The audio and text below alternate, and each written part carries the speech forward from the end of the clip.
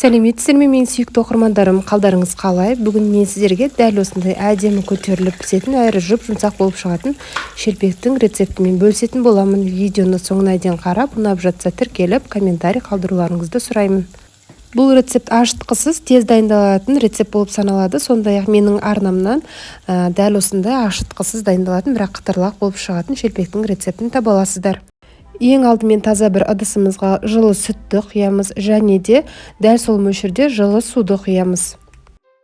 Осының үстінен енді бір ас қасық қант саламыз, және де бір шай қасық көлемінде тұз саламыз.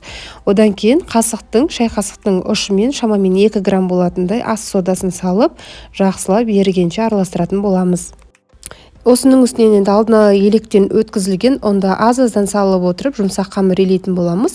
Ұнның мөлшері әркімде әрқалай болуы мүмкін, өйткені ұнның тығыздығы әртүрлі болып келеді. Толық ингредиенттерді описание бөлімінде жазбаша түрде қалдыратын боламын.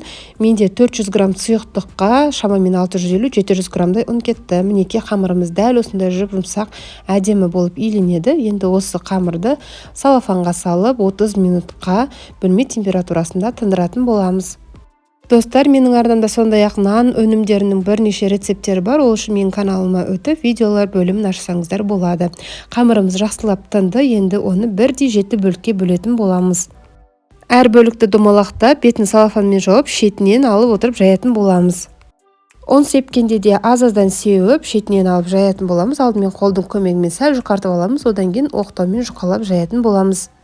Барлық қамырларды алдын ала жайып дайындап алыңыз. Осы уақытта табаға сұйық майды құйып, жақсылап қыздырып алыңыз, және де орташа отта осылай әдемі қызарғанша пісіретін боласыздар.